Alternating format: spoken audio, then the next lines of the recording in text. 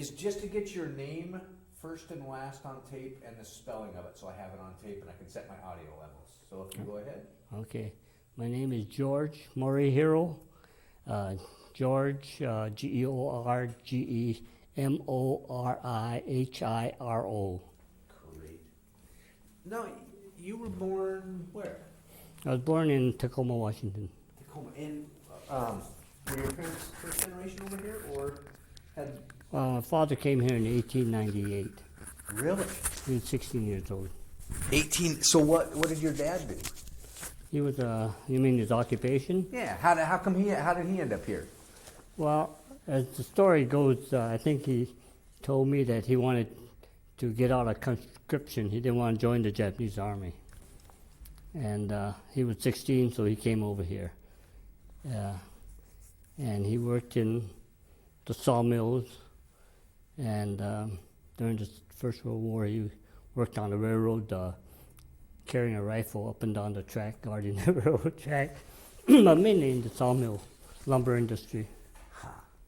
So and so you grew up in Tacoma then? I grew up in Fife all my life. Really? Uh-huh. Wow. So when Pearl Harbor happened, you were in Fife? Uh-huh. I was at home. Do you remember hearing about that? Yeah, I was listening to it, my dad, on the radio. And what was your feeling at that time?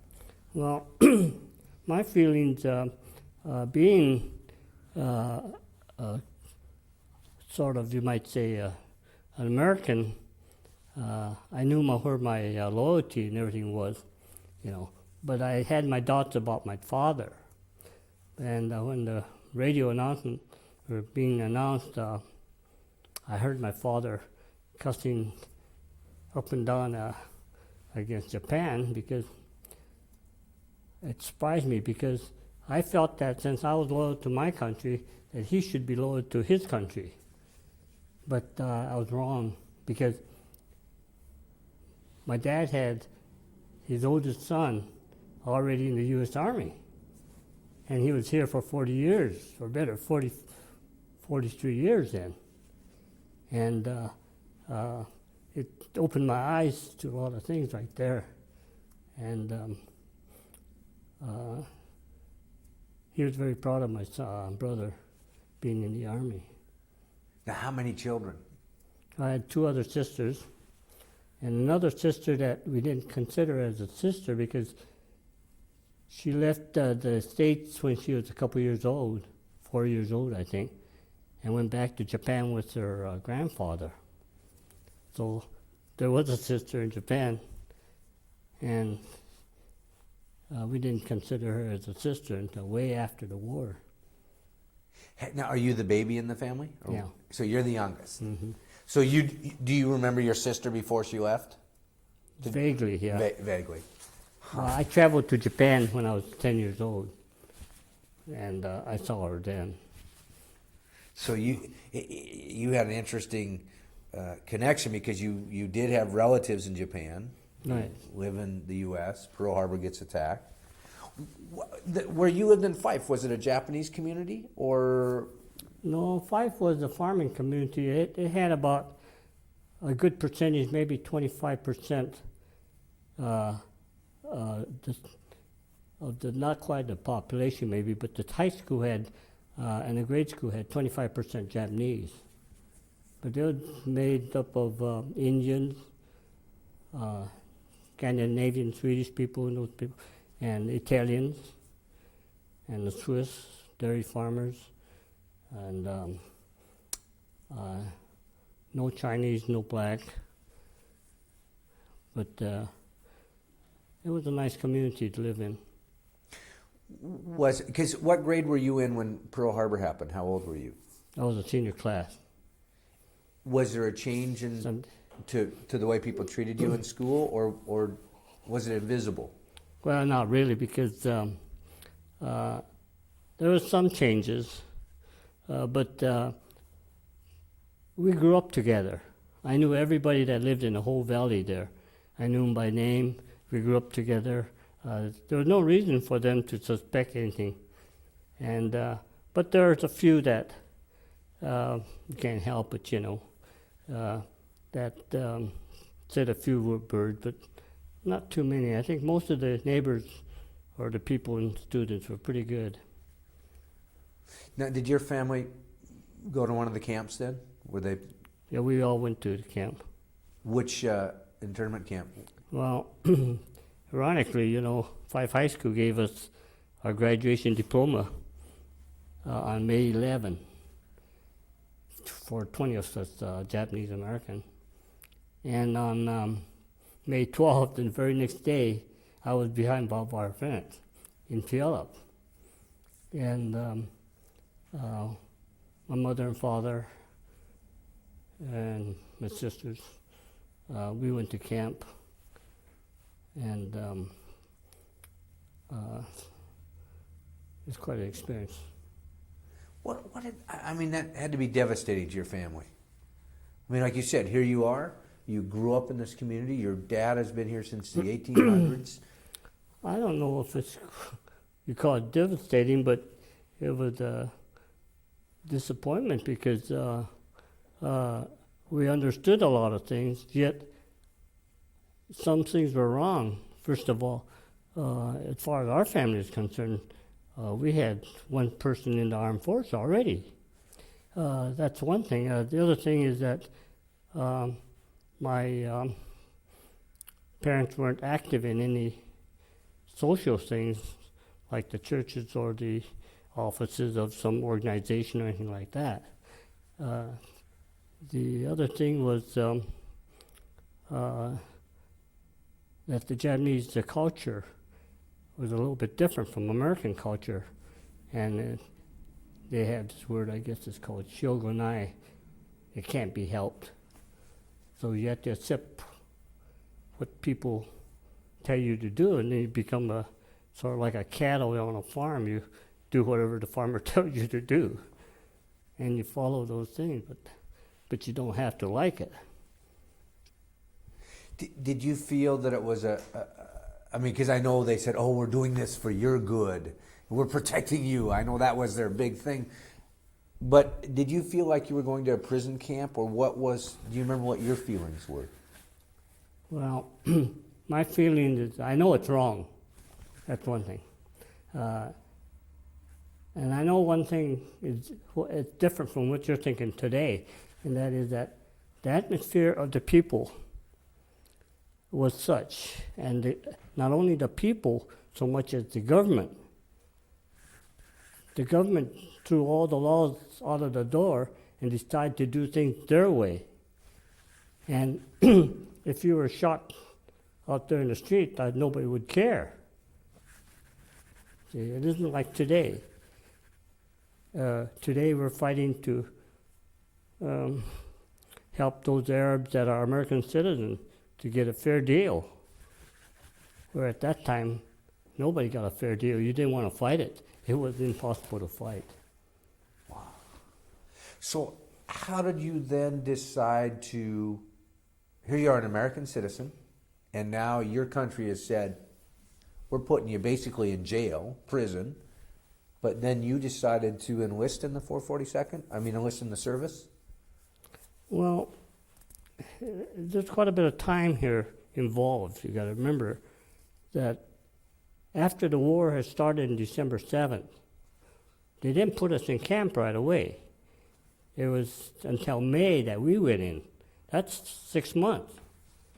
And in 6 months, nothing happened as far as anything bad, like some spying or sabotage or anything like that. And we went to school with the rest of the kids, and we graduated, okay? And we went along with the flow, more or less. And in other words, we didn't rock the boat too much. It's the nature of the Japanese people. It wasn't, if it happened today, they'd have to kill me before they do the same thing over again. There's a difference today. But then, it's something that even the Germans, the Italians, also realized that if they had to go like we did, they probably would have done the same thing. So when did you enlist in the service then? Well, I spent a year and a half in Minidoka. I call it a concentration camp because when soldiers got guns pointing at you and you can't do anything, it's a concentration camp. But I decided when, you see, the U.S. Army, first of all, discharged a lot of Japanese because they're Japanese soldiers, what I'm talking about. And my brother didn't get kicked out of the Army, but a lot of them did. And they stopped all enlistment of any Japanese American. That was one thing bad. And we asked to be put in, but they wouldn't take us. See? And you had to fight that part until President Roosevelt says, okay, we'll allow you to come into the Army. Yeah, that was a big battle in itself. And when they allowed the Japanese to enlist, then the older ones in camp went and volunteered. And they formed the 442nd Regimental Combat Team. And it wasn't long after that I wanted to follow them. And I told my mother I wanted to volunteer. I told her I was going to volunteer, and she couldn't stop me, but she cried all day and night and said that one in a family is enough. And they weren't going to stop me from doing it, but it was so pitiful. I felt so sorry for my mother that I decided that I won't volunteer, but I found myself in the Army 2 months later. Anyway, I was one of the first to go out of camp, which has worked out all right. So how old were you then when you got in the service? 18 or 19. Yeah, still a kid. Still pretty young. Yeah. Yeah. The others that went were quite a bit older than I was. They were in their 20s, But I was pretty young then. Pretty small, too. So I was kind of a tough kid. I wrestled in high school, and I did boxing in camp, and I did a lot of hard work, and I only weighed 112 pounds, so I wanted to prove something to myself, too. Now, was there any choice of where you could go, or were you specifically being Japanese American going to the 442nd? That was... Yeah, you had a choice.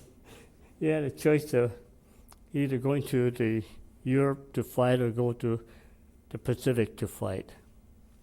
And if you took the Pacific route, that means you're going to be fighting against Japan, and you'll be in the military intelligence.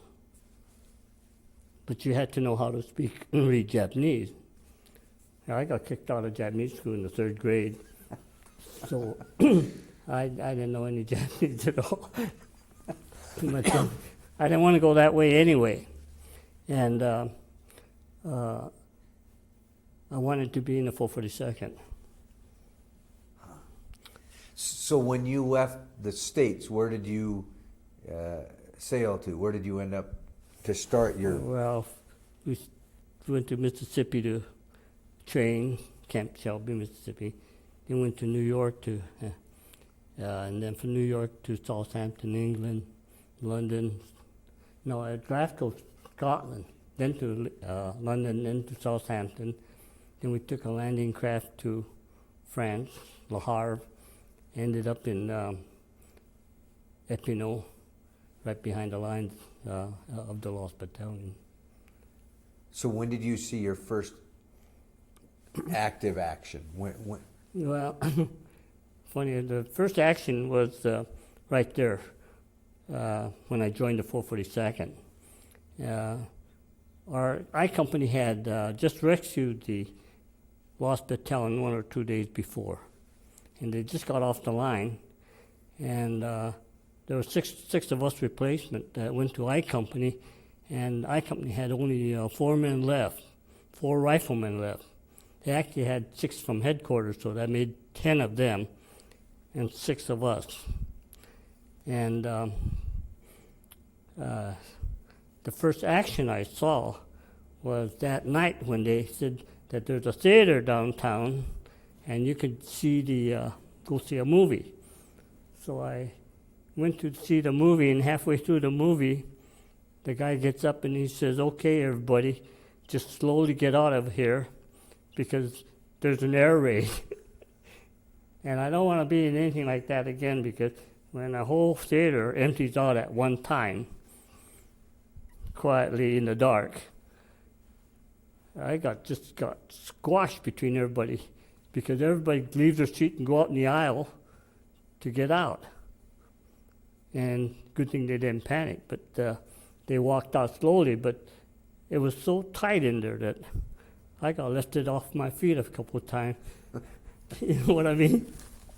You can imagine yourself going to a theater and everybody gets up at one time and decides to leave. You know. So when you went outside, was there an air raid going on, or? Well, actually, there wasn't. There was an air raid, but it wasn't even close. So I went back to the old barn where I was sleeping, and that I said no more theater. Huh. But the excitement, it doesn't faze me, because when we first met the company, got into the company, there was only 4 men left. And you can imagine a replacement joining a company with nobody there. And you think, is it going to be this bad, you know? And it was, because first thing, the guy in charge of the company, there was no officers or non-commissioned officers. The guy in charge was a private. And he said, "I want 6 volunteers." And there was only 6 of us. And he said, "What for?" And he says, "I want each of you to grab an automatic rifle." And they're sitting in the mud right on the ground.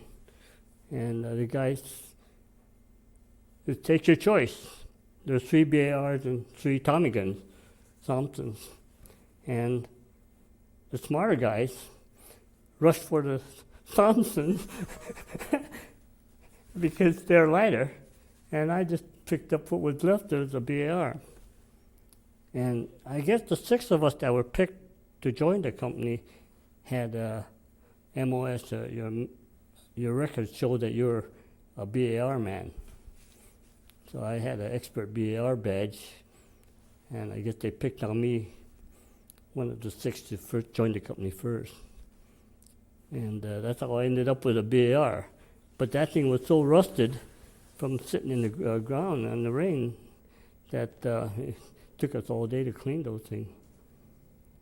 So they're not only heavy and awkward, but who carries all your ammo that goes with it? Do you carry your own ammo, or? If I carry a full load of ammo, that's 14 pounds around my waist, 14 magazines.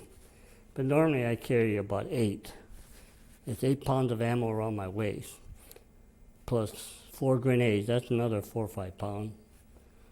And the gun is 21 pounds. Now, in wartime, you don't carry all that junk on the gun. So the first thing you do is strip the old tripod and throw that away, because the tripod is a hazard. It gets caught in the branches and you can't run with it. It swings around and it's 7 pounds extra. So you take that off and throw that away, and that'll make the gun 14 pounds instead of 21. Then you got on your gun belt pocket for 4 more magazines. You got to fill that up with chocolate and candy and soap. And then you let other people. You also carry empty magazines too, to make the load lighter and let other people carry your ammo for you. It's a trick of the trade, kind of. So I mean, it's still a pretty good I mean, you're hiking and carrying a pretty heavy load. Yeah, because you got a shovel, and you got a canteen full of water, you got 4 grenades, you got a half of a raincoat, half of a blanket, 1 pair of socks, and a steel helmet, and the helmet liner weighs quite a bit, and a trench knife, if you carry a beer, or no bayonet, and your 2-day supply of food. You can go on and on. Wow. And pretty soon there's a joke, about throw the joker out of the deck of cards because that's extra weight. And you only carry 1 spoon because the spoon serves as a knife and eating tool and everything else. So you got very efficient in your what you chose to keep and what you chose to get rid of. Oh yeah, you don't carry any dishes or anything like canteen dishes or anything like that. You just eat out of the box. What was most of the terrain like that you were hiking through over there, and the weather at the time you were there? The weather is like any place else. Hot summer. It could get cold. We're up on top of the Alps. It could get pretty icy and cold. And when it rains, of course, the mud is the same every place in the world. It's just muddy. And you slog through that and hope you don't have to go through it too many days because since you don't change your stocking or anything like that, you're going to end up with a trench foot or what do you call a rotten foot. So it's for a young person, I guess you can stand it. I know I can't stand it today, but those are some of the things that you're trained to withstand. And were you with a pretty good sized group of men marching? I mean, were you side by side or spread out all over the place? You mean during the battle? Yeah, when you were moving during the battle and moving places. Well, we're all together. Yeah, the regiment sticks together. One company might go here or there, but they're quite close-knit group. It's a highly trained, efficient organization, and the camaraderie is much closer than other outfits. That's some of the amazing. I mean, because here you are with a group of men that your life depends on them and their life depends on you. Am I accurate in the? Right, that's right. And the thing about it is that when I joined the Army, one of the first things I learned was that the IQ of the 442nd organization was much higher than any organization in the Army or in the service, which was a plus, because with a higher IQ, with determination, and with a goal, and you knew what you're fighting for, which other soldiers didn't. You trained harder. As a unit, you're much smarter and much better than anything around. Now, the Japanese people themselves, their culture requires a higher education than anybody else because you're Japanese and you're competing against a white. And so education is very important. And when you're on the fronting line, to be smarter than the enemy is a plus. As far as bravery is concerned, the Germans are just as brave as you are. As far as being a soldier, the Germans were the best trained soldiers in the world. and you're competing against them, and the only way to fight against them is to outsmart them. Okay. And this is the thing about a lot of people think that because the 442nd was composed of Japanese, that we fought and gave our life for the country, but we didn't. We're fighting for our life. We're fighting to prove something, because if you're dead, you can't prove anything. And the 442nd had a number of different things that wasn't same as some outfit. Like, for instance, the 442nd had never left a dead man behind. They never left a wounded or dead man behind. They took care of all these people. See, and they want to keep that record. They didn't want to be said that you left somebody back there and he was crying for help. See, and you know that if you got hit, somebody's going to be there to help you. And as far as giving your life for your country or stuff like that, sometimes you can't be helped, because they're in a position where they had no choice but then to give your life to the country. You know, like you take a grenade that comes rolling towards you and you jump on it. You jump on it because of instinct, because you're going to save somebody else's life, you know. And so you just hope that no grenade's going to be rolling towards you, because you got to make up your mind what to do right there. That's not bravery. That's, you know, it's something that comes naturally. No difference if a kid runs in front of a car here in the street. Are you going to watch the kid get hit by the car or try to grab him before the car hits him? Grab him, yeah. And the car might hit you too. See, and it's happened. Huh. But as far as fighting the war, the 442nd had good officers. Most of them were white to start with. All of them were white to start with. And they were well trained, and most of them come from some big schools, some West Pointers, you know. But we ourselves tested each officer that came to replace another officer. I don't know if you heard these stories, but when a new officer came up on the line, we'd tell him to get to the back end of the line. And we'd watch him for 10 days and see what his reaction to war is. Because they're new to the action while we're not. And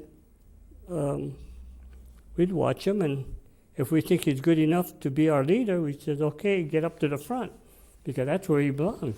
He's a leader, and he goes up to the front. Head of the line. So he had to earn the respect. Just rank didn't do it. The rank just didn't do it, no. Yeah. Now, the 442nd is unique in a myriad of ways in intelligence,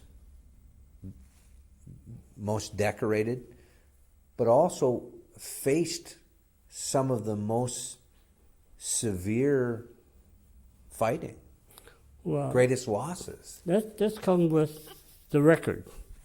When 442nd went into action the first time, they showed the Army that they could trust us, that we were good soldiers, that we knew how to fight. And as this record grew, you became what you call an elite outfit, and you were only put into only very important battles. If there's something going on this front, and you get shoved right in the middle of the toughest spot. Now, when you get into that position, casualties get greater, because at the same time, the other side of the line, the German side, he's got the better troops too. So you're always in the worst part. And except for the lost battalion, That was the general, in my estimation, that was the general's fault.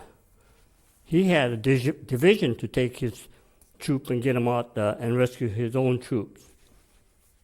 But his own troops couldn't do it. But he forced our troops to go in at all costs, bring his men out, while his men were sitting back there, sitting waiting for us to get them out. You see? And it cost us a lot of men. And we didn't like it a bit. But we did our job. So that was a disadvantage of being so good. That's right, exactly. Because you were so good, they always would say the 442nd can handle this. That's right. Is that and the Gothic Line, when they wanted to start the Po Valley push, they had to break the Gothic Line. Because that's just the toughest part of that whole line for the Po Valley offensive. Well, why did they call us? We were in France. They called us all the way from France, secretly brought us into Italy. And they told our officers, could you do the job? And our officers looked at the situation and they said, give us 24 hours and we'll do it. And these generals or the military people were surprised, that only 24 hours? Who do you think you are? We can't do it. Because there had been fighting going on already for quite a while at the Now, for students that wouldn't know what the Gothic Line is, this, if I understand right, a mountain range. Mm-hmm. The Germans have been digging in and setting up here for months. They have... Right. See, what happened was when they're fighting in Italy, before the European side there, they're fighting in Italy, the German last defensive line was the Gothic Line. And before they got to the Gothic Line, the U.S. Army quit fighting so they can concentrate the war on the Normandy coast and the French coast, for the invasion of France.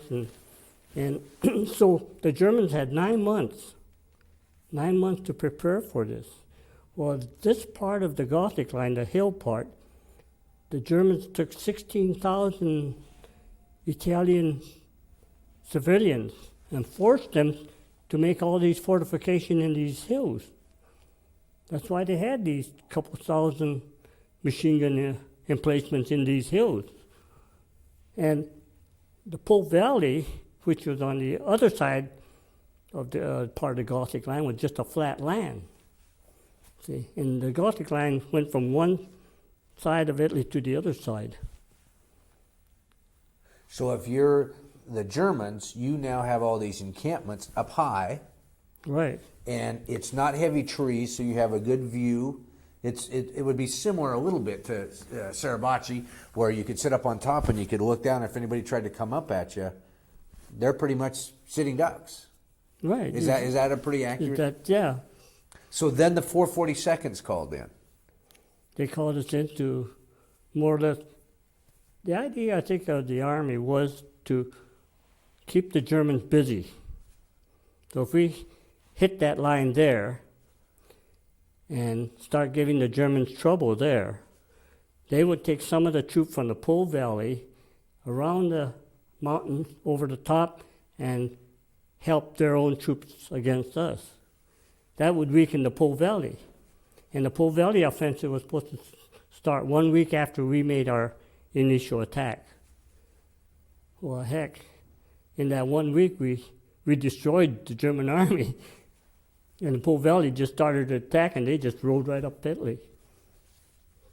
Because your initial, it took you 5 days of work to get there. Is that right? Where? To the. Oh, you mean the Gothic Line? Right. Well, the Gothic Line is, as far as we're concerned, is the main line of defense. And if the Germans had it so that if they lost that line, they'd just pull back. But the first line of defense was the strongest. And that's what you had to break. And once you break that, then you're looking down on them, more or less. They were looking down on us, you see. And once you took the time to get there, 5 days or whatever. No, it took 5 days of clearing this whole so many miles of mountain ranges.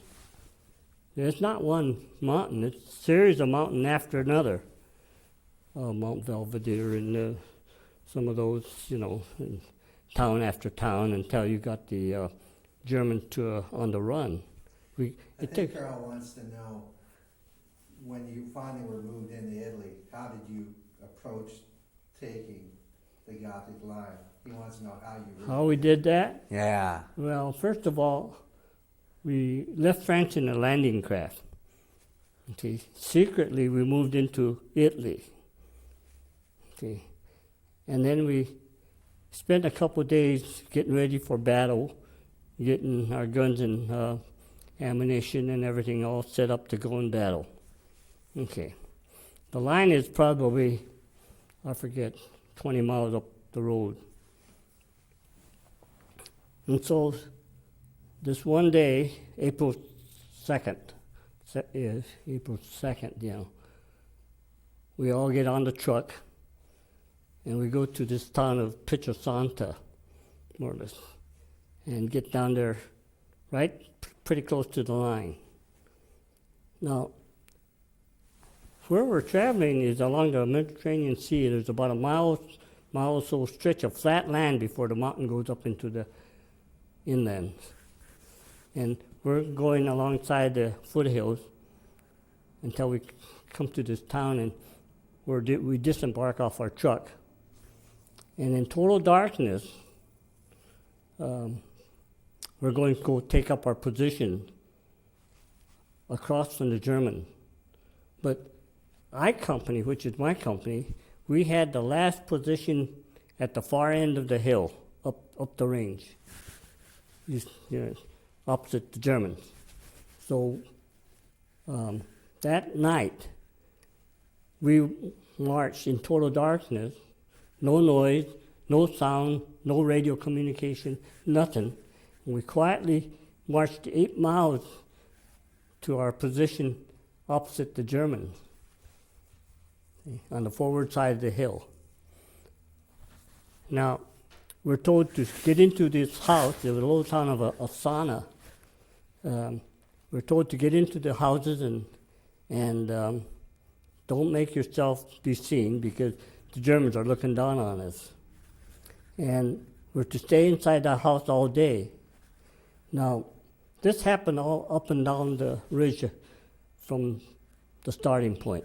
And each company had their objectives, what they're going to take. And I Company, which was on the farthest end,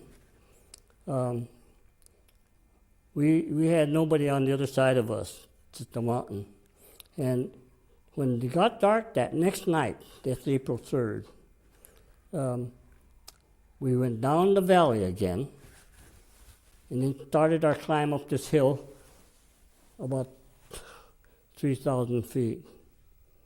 Now, the climb isn't so bad because the night before the climb was kind of sort of like a forced march because there was no enemy and we were on more safe ground, but it was just a long climb up the hill, 8 miles. But now we're going to go into enemy territory, and the hill was steeper. It was going straight up. Instead, trails were switchback, back and forth, back and forth. And we had to do this in total darkness, with no noise, with no radio contact again. And to make things worse, you could hardly see the trail, but it was mined.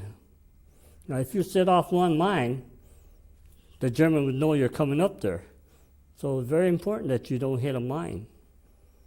And so as we go up, somebody in front of you will point at a white piece of toilet paper on the ground, and he'll say, "Mine."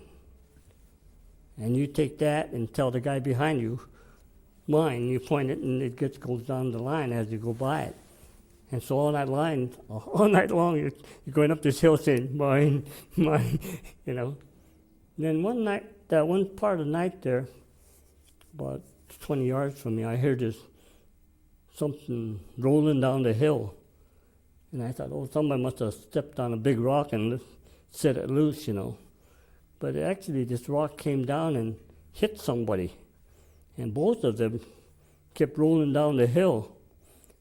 And since he was ordered not to make any noise, he quietly rolled down the hill with the rock. And he didn't make a peep out of him. So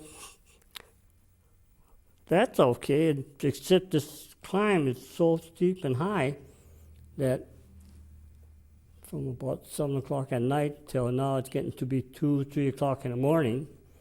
We're still not at the top yet. And as far as I'm concerned, I'm looking at the sky. And I said, hey, it's starting to get light. And I wonder when we're going to get to the top, because you don't want to get caught in this position. And so I guess the attack was supposed to start at 5 o'clock. And they delayed it till 5:30. Anyway, we got to the top, and since this is such a fortified position, I think the Germans thought nobody could get by them, and we caught them sleeping. See? And part of the company, instead of hitting the frontal attack, going right at them, we kind of circled them around the trails and really surprised them. Every company had its own job to do. Our company was to take our hill, and when you hit that part of the hill and take it, it isn't a question of how many Germans you kill. It's real estate you want, because once you get to that point, now you have the advantage. See, that war is like that. It's not how you, as far as I'm concerned, the Germans are no different than anybody else. You know, we're not there to kill them. We're just out there to keep pushing them back. If they want to fight, we'll fight them, but if we want that real estate. And once you get up to the top of the hill and take it, now you're going to look down on them, which means that they have to run down to the bottom of the hill and go up the next hill and take up their next position. See? So when you surprised them, were they in bunkers or were they centralized? What did you face? They're just like a line. They're in bunkers and everything else, ready to fight, but they were caught more or less sleeping, not on the job. So would you go take individual bunkers, or did you kind of just, as you surrounded them, let them know you were there either through shooting or grenades, or what was the warfare like at that point? Well, at that point, we took them by surprise. They were gone just about when I got there. The first guys up there were probably 50, 60 guys ahead of me, and they just cleared them out, just like that. So a lot of them took off, and some lost their lives. Absolutely, you don't, unless you got a chance, you're not going to stick around and fight, you know. So 30 minutes, basically, half an hour. Well, that was the whole line. That thing's probably around 10 to 15 miles long.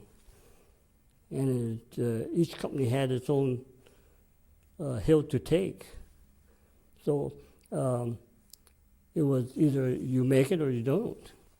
I think it was more suicide than anything else as far as I'm concerned. Because, you know, the other troops couldn't do it. And war is won that way. It's not fighting hand to hand. I don't want to fight hand to hand. I've been in 2 bayonet charges myself, and I don't like that kind of fighting. So. Because in a lot of what you were facing, though, was pretty close combat, wasn't it? I mean, you could see your enemy. No, you can't see. Oh, you can't? Mm-hmm. Huh. You can't see your enemy no more. You can see the bullet coming at you. Wow. So when you were coming up the switchbacks, was there a lead person who was looking for the mines, or how did you? You talked about the. It's been on my mind for a number of years, until a couple of years ago, one of my friends went to Italy, Turk Suzuki. He went to Italy with his wife, and he went into the same area. And he brought back a lot of pictures, and he also brought back a lot of information. What happened was there was a couple Italians that led the unit up to the top, because I couldn't figure out how they ever figure out where the mines were and how they got to the top, because that thing was a maze of trails. See? So there was some Italian partisans that knew the trail and took us up to the top. How it's amazing, because as you talk about being in silence and darkness and all that, to me I hear like a canteen or something clicking. But how dark was it? I mean, did you have to stay so close to the soldier in front of you to know where you're going, or was there a little moonlight? Or You don't see nothing. A dark night is a dark night. It's not like a city light. You know, dark city is light. yeah, If you've ever done camping, and when you're up in the hills, it's you can see all the bright stars and everything. It's so dark, but it isn't so dark as pitch black. You know, it's just dark, and you can make out the rocks aren't all black; they're all gray or shiny or something. You know, and there's no moon out or anything like that, thank God, you know. But you're about 3-4 feet apart. And it's not that hard as marching the night before, because now you're going up a steep hill and there's a lot of stop and go, because that's how it is. You just can't keep going up a steep hill like that. You have to take your breaks and stop and rest, and when the front stops, then it's like a freeway how it stopped. But when the front gets started, you don't start either, because you have to wait until it stretches out again. You know what I mean? So there's some rest in between, and war is a real funny thing, because you know, if you had to fight a war like this show on the movies, you could only last about 2 weeks and you'll go crazy. Your mind is not built to withstand continuous gunfire and stress and everything else. You have what they call shell shock, which is nothing more than a nervous breakdown. that's what I was going to ask you. If going up this trail, do you remember? Was there fear, or is there so much else going on in your life that? There's no fear. There's a fear of getting killed, but it isn't a fear like being scared or anything like that. There's always some kind of fear. Fear that they'll spot you before you get to the top and you don't have a chance to fight.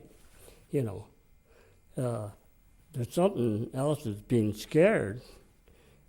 We don't want to have anybody scared, because a scared person is somebody who is out of his mind or isn't trained right. See. So you have a fear, like an adrenaline fear, maybe. Would that be a way of? Well, first of all, it's hard to explain. You go and you're going to do the stuff, and you know what you got to do. And you're going to depend on the guy next to you, and he's going to depend on you.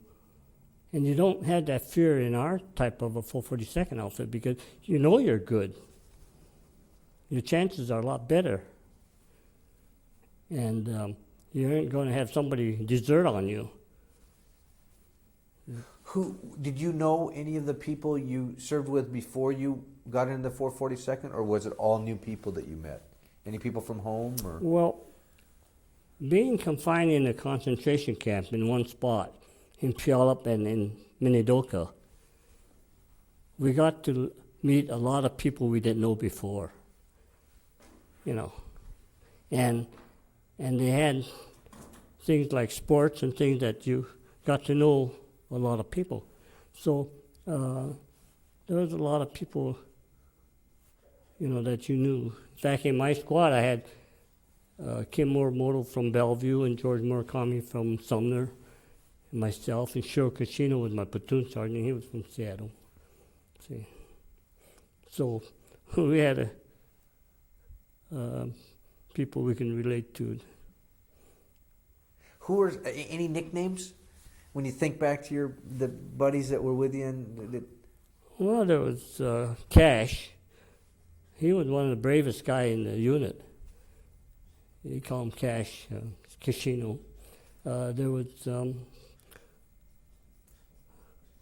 I forget, they called everybody by some kind of nickname, but you know. Did you have a nickname? I had one that I carried, but I didn't carry it to the overseas with me, but they used to call me Gunji.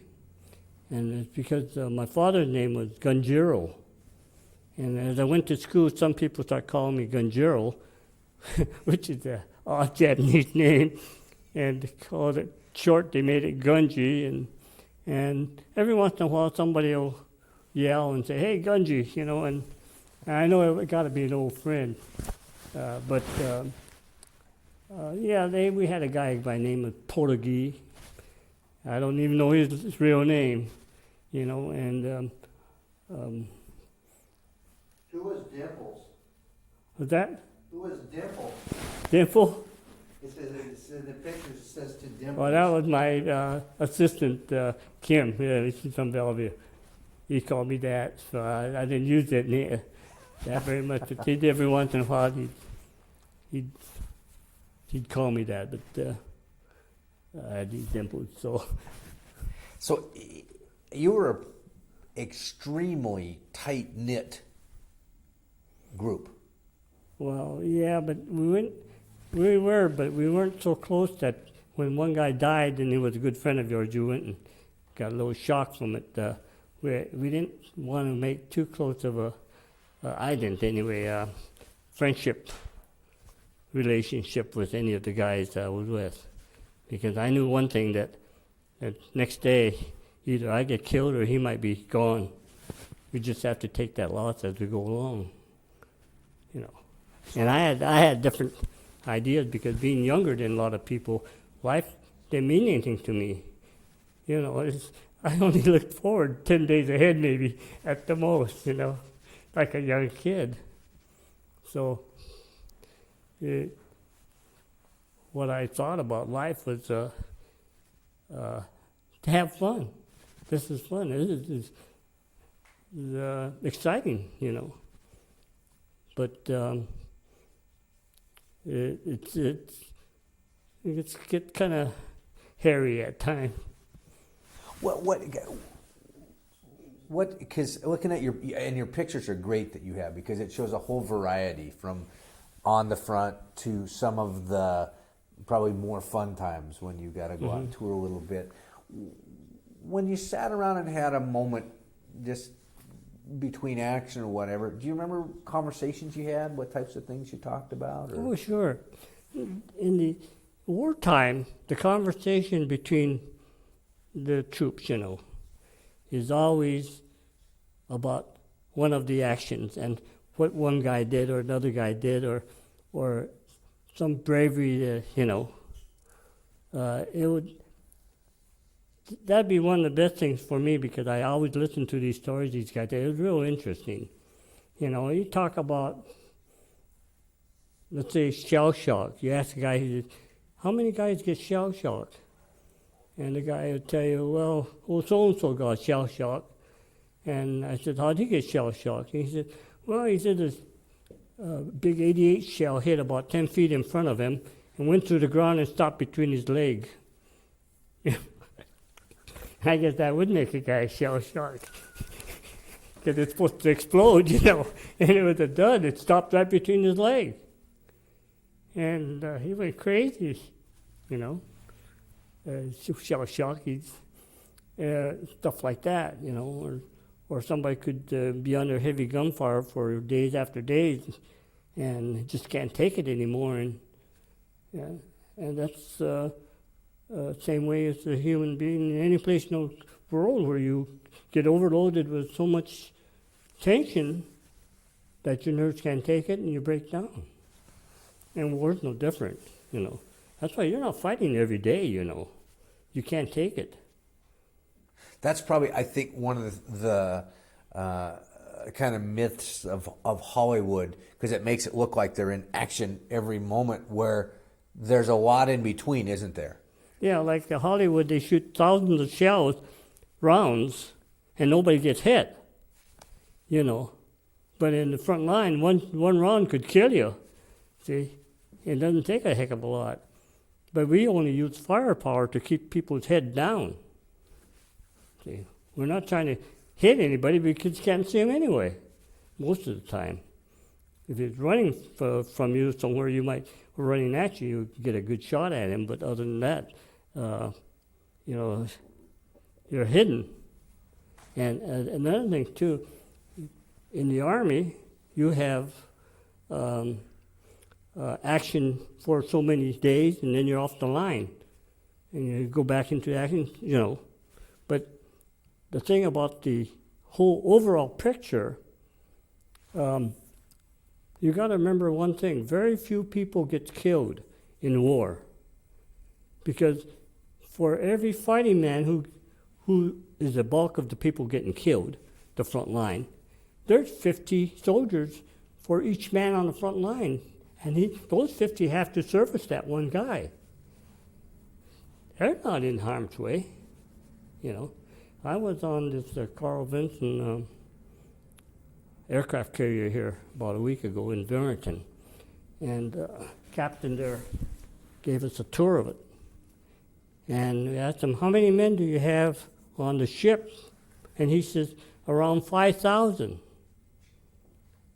And the question comes, well, 5,000 men? Well, it takes 5,000 men to keep that ship going. Now, the ship is an aircraft carrier, right? And the frontline troop on an aircraft carrier is the pilot. And there's only 135 on there. So 5,000 men is supporting the 135 men fighting, who are the ones that get killed most likely. And that's the thing that a lot of people don't realize. That's right. So now you get into the front line. Why should you be worried about getting killed if you're a fighting soldier on the front line? Because in order to kill a soldier, you have to hit him in the head or the heart or any vital organ, okay? You could shoot his arm off or blow his leg off. He'd still be alive. The only reason they die in war is because they lose blood. If nobody comes to save him, then he'll die because of loss of blood. You see what I mean? So there's a lot of wounded, but you really don't get a lot of killed in action. See? Huh. You ever thought of that? Not in that way. I mean, I've thought, just because of talking to other people, but how many people it took to get somebody there. But I never thought about that aspect of, in order to die, what would have to happen. In order to get killed, you have to have your head blown off, one through the heart or lung or some vital organ. But you can get your arm shot off or leg blown off or whatever, and you still live if somebody come and keep you from bleeding to death. See? So again, being in the 442nd, you had this second level of confidence because you knew if you got wounded. Well, I think every soldier knows that, should know it if he's going to go up to the front line, You're going to have people behind you. You're going to have the... and I'm just kind of looking at my notes here a little bit. Your platoon sergeant, who was that? One of them had 6 Purple Hearts. Okay, but Cheryl Casino Cash, they call him. He lived in Seattle here. He's a rough guy, tough guy, very good. But one thing about him was that he cared about his men. He'd do something rather than sending somebody else to do it if he thought it was too dangerous for them, And he was so good that when we took a hill or something, Cash would line up all these guys in their position. You go here, you here, and you think, wow, while the officer stood watching him do this. And I asked the officer, why don't you do it? And he says, you can't find a better man than Cash for this kind of thing. He used to be a football player at Garfield. And it's the same as on a football field as on the front line. If you know what you're doing, you got a better chance, you know. And these officers used to let him run the company on the front line. And in order to get 6 Purple Hearts, you had to end up in a hospital 6 times and actually take 6 battles. You ever think about that? Wow. On the 5th time, during the Lost Battalion, he got his leg blown off, more or less. And the 4 guys that were left asked him about Cash, and he said, well, Cash went to a hospital in England, I guess. He says, but he won't come back because his leg was hanging by the skin. And so we were without Cash for this recuperation time while the outfit got back to strength again. And before we went to Italy, he came back. And we said, why didn't you go home? And he said, I didn't want to go home, I wanted to come back. So he talked the army and sending them back to the front lines again. And he led us through the Gothic Line, you know. And so he had a Silver Star and 6 Purple Hearts, but I remember he had 6 citations pending yet. And we had one of the guys in his platoon, Barney from Hawaii. Barney got the Congressional Medal of Honor. And Barney, when he got it, he said, I should get it. He says, Cash should have got it. You know. But a lot of officers didn't like him also. In fact, the colonel of our outfit, Colonel Purcell, sent him to a kangaroo court and court-martialed him. And that's another story, but it took us 50 years to clear that. And we also found the person that was guilty and got a confession from him, and found the officer that was supposed to got hit and his report. And we also found an officer that forged his signature on the confession. It took us 50 years to do it, and he got cleared, but the day he got cleared and he was supposed to receive the papers here in Seattle, he died the day before. But he knew it was coming, so he was satisfied, yeah. So he was one of those men that did what it took to get the job done, protected his men, and earned the respect because of that. And because he would go take on jobs that... Right. And then it proved that after the war, for the next 50 years, he never missed a meeting at our veterans organization. He did everything. He took care of us. And he was a pretty highly rated community participant, you know. But he was quite a man. He's been written in many books about the 442nd.